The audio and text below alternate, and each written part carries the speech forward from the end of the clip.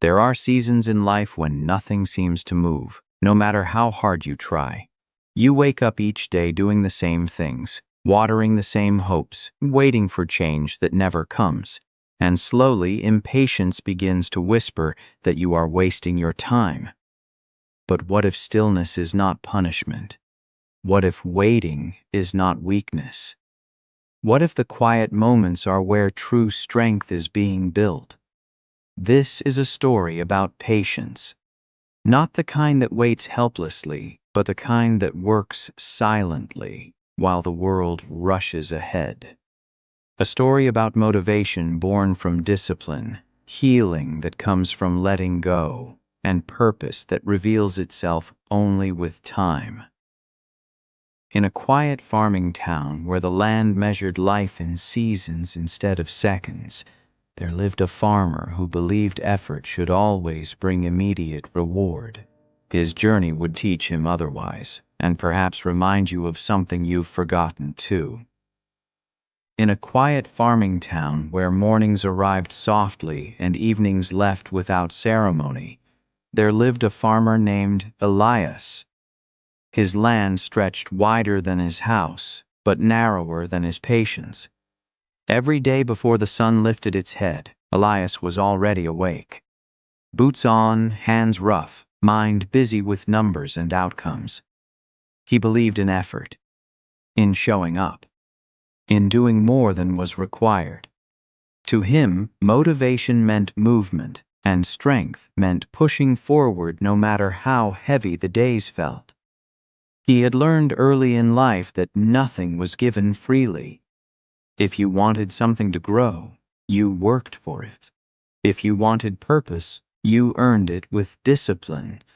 That belief had carried him far, or at least far enough to survive. Yet lately, something felt wrong. The fields looked the same no matter how much care he poured into them. The soil drank the water, the seeds disappeared beneath the earth, and time passed without visible reward.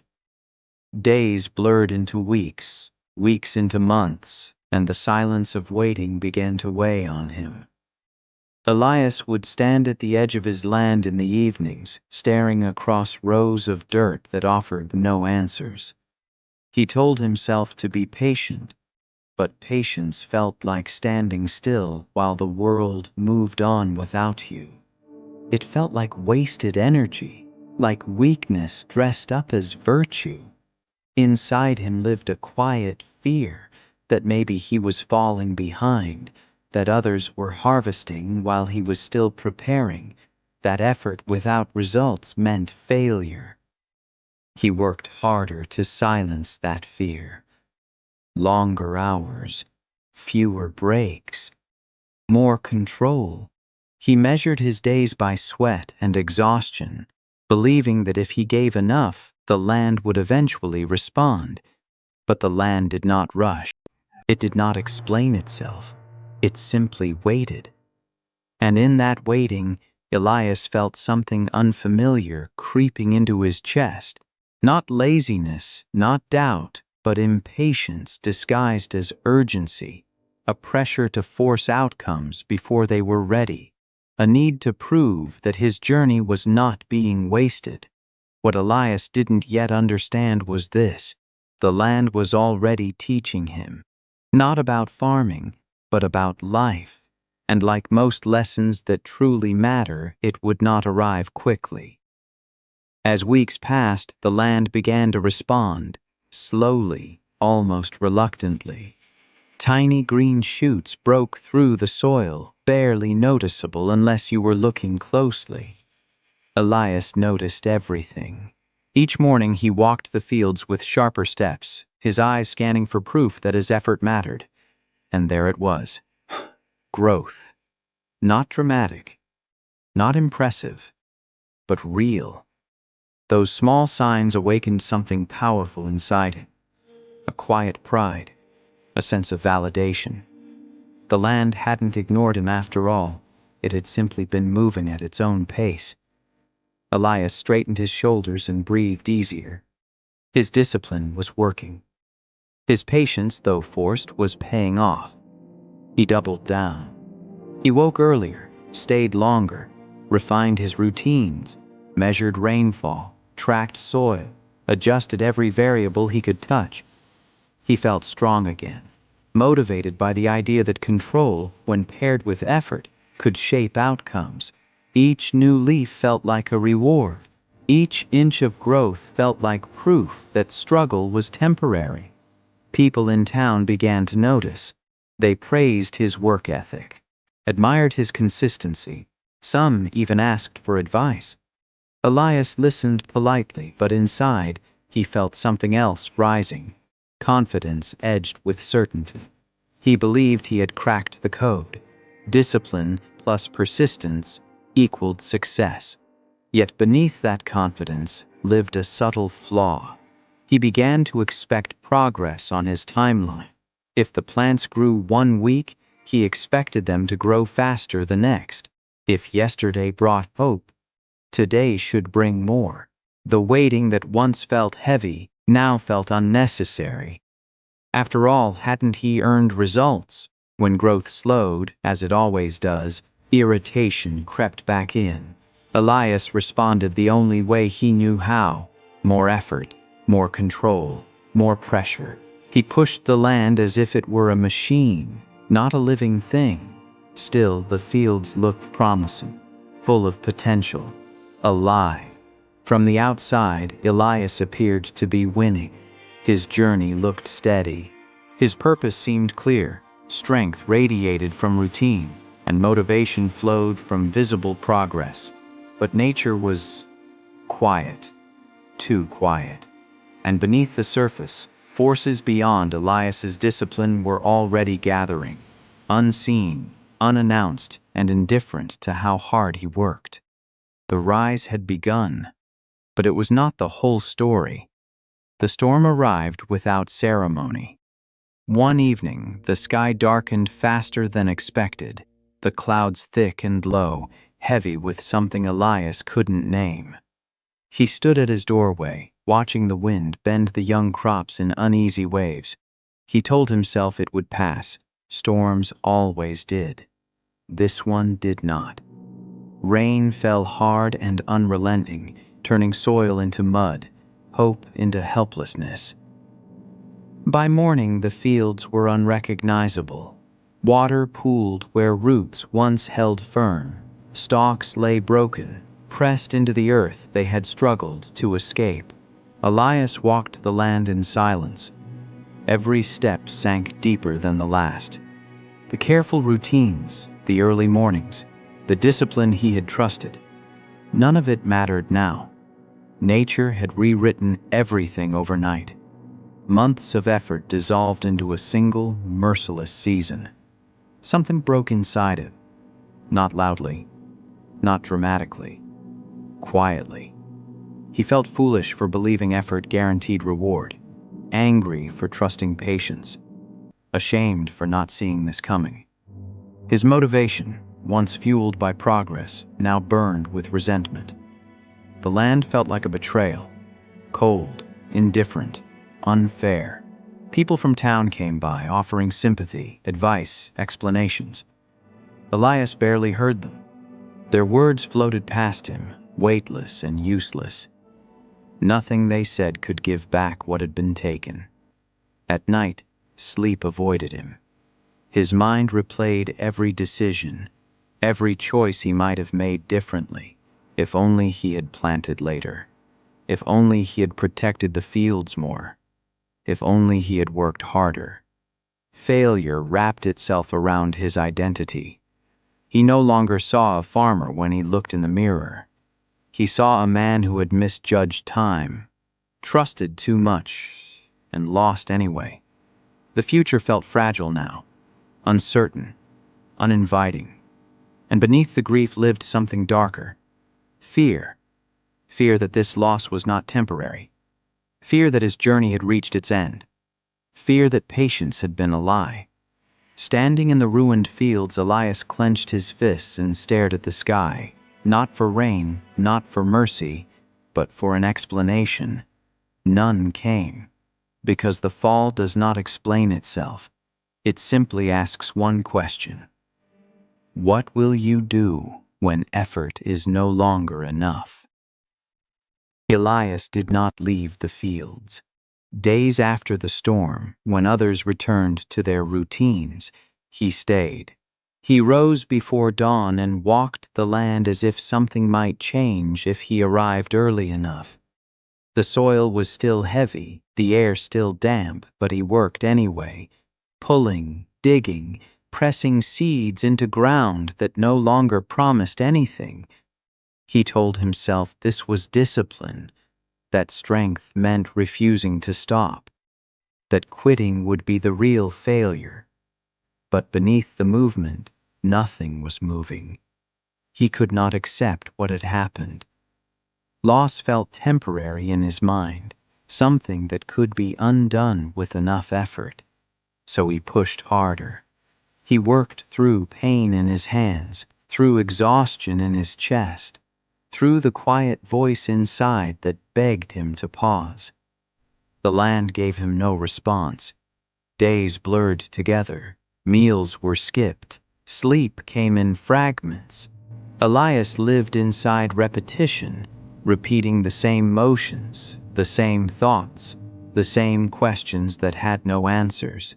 Guilt settled into his bones. Guilt for trusting the season, for believing patience would protect him, for not being better prepared. He avoided the town now. Conversations felt dangerous. Every sympathetic look felt like a reminder of who he used to be. A man with promise. A man with purpose. At night he sat alone, staring at hands that no longer felt strong. He replayed the rise, the fall, the moment everything slipped beyond his control. Letting go felt impossible. If he released the past, what would remain of him? So he clung to it. He treated the land as if it owed him something, as if force could replace timing, as if discipline alone could reverse loss. But discipline without acceptance is just punishment, and Elias was punishing himself without realizing it.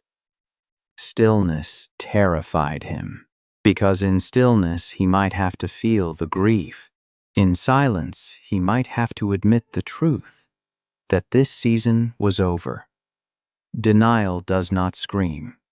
It keeps you busy.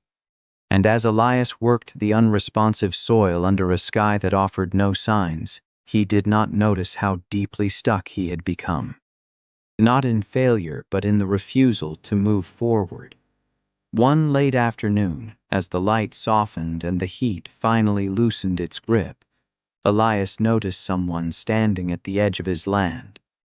The man was old. Older than the fields themselves seemed to remember. He leaned on a wooden staff, his posture relaxed, his gaze calm. He wasn't watching the crops. He was watching Elias. Instinctively, Elias felt irritation rise. Advice was the last thing he wanted, sympathy even less. He kept working, pretending not to notice. The man spoke anyway. "You've been here a long time," he said, his voice steady, unhurried. "Longer than the land needs." Elias paused but didn't turn. "Work doesn't stop just because the season was cruel," he replied. The man smiled gently. "No," he said, "but suffering does." That caught Elias off guard. Finally, he faced him. "If you know something I don't," Elias said, "you can say it. Otherwise, let me work."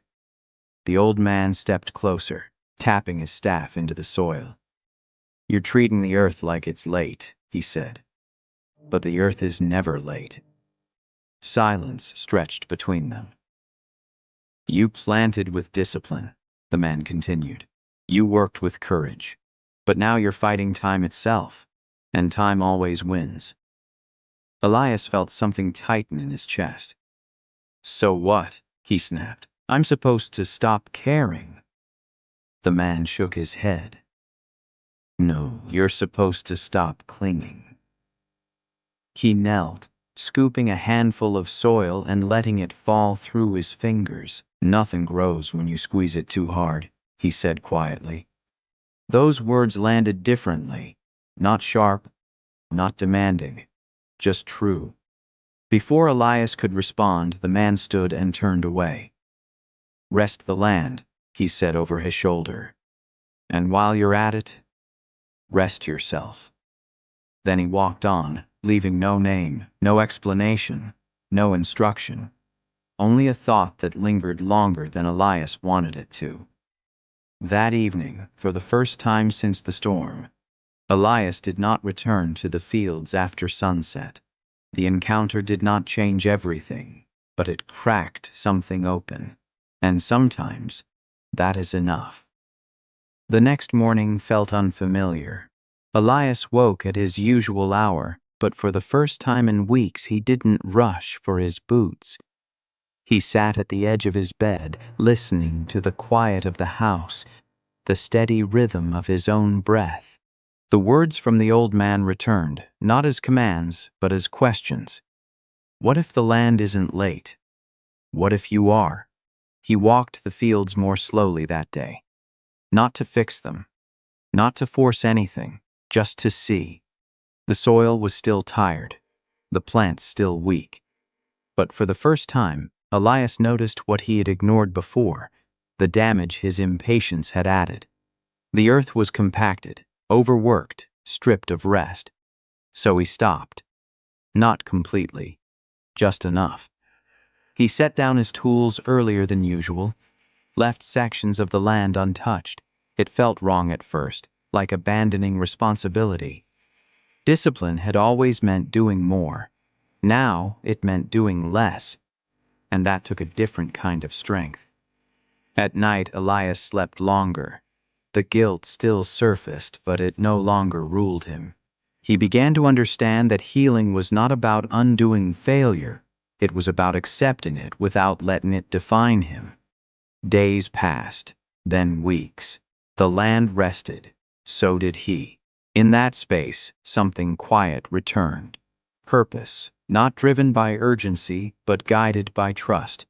Motivation no longer screamed, it whispered. It reminded him that growth was a journey, not a demand. One morning, while walking the fields, Elias noticed small signs of life. Subtle, almost invisible. Not the same crops, not the same plants, but something new, emerging where the soil had been left alone. He didn't celebrate. He didn't rush. He simply nodded, as if acknowledging an old truth he was finally ready to live by. Rebirth does not announce itself. It begins in silence. And in that silence, Elias felt peace for the first time. Not because everything was fixed, but because he no longer needed it to be. The new season arrived quietly. No storms, no urgency. Just mornings that unfolded without resistance.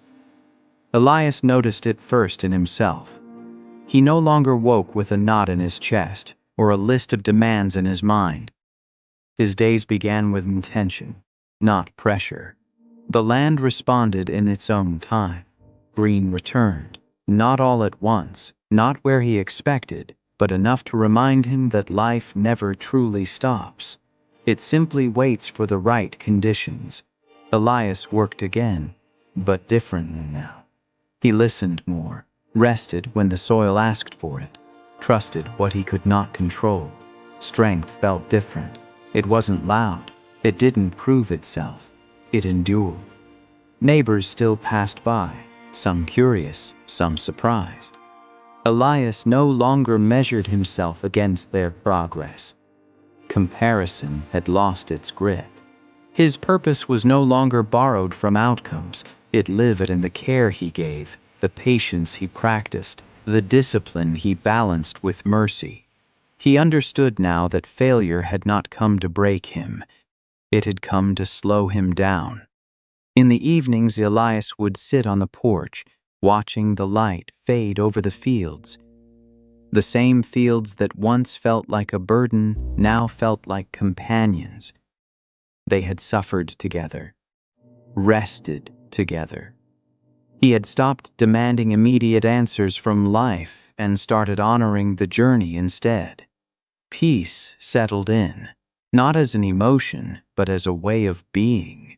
There were still hard days, still uncertainty, still moments when impatience whispered again, but Elias knew how to meet them now. Not with force, with trust. And when the harvest finally came, it was not the abundance he once dreamed of, but it was enough. Enough to sustain him. Enough to remind him that growth measured slowly often lasts the longest.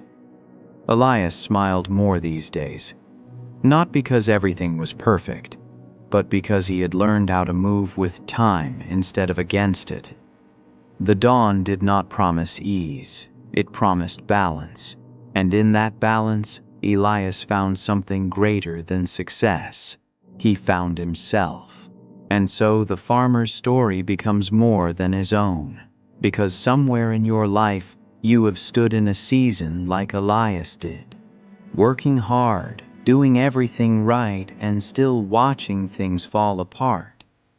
You have questioned your discipline, doubted your purpose, and wondered whether patience was just another word people use to explain delay. But here is what this journey quietly teaches. Patience is not inaction. It is disciplined trust in timing you cannot control. Failure is not the opposite of strength. Often it is the doorway to deeper strength. Healing begins when you stop punishing yourself for what you couldn't prevent. Letting go does not mean giving up. It means releasing what no longer grows. True motivation is calm, not desperate. It moves steadily, even in silence. Purpose is not proven by speed, but by consistency over time. Rebirth rarely arrives loudly. It comes when you finally allow rest.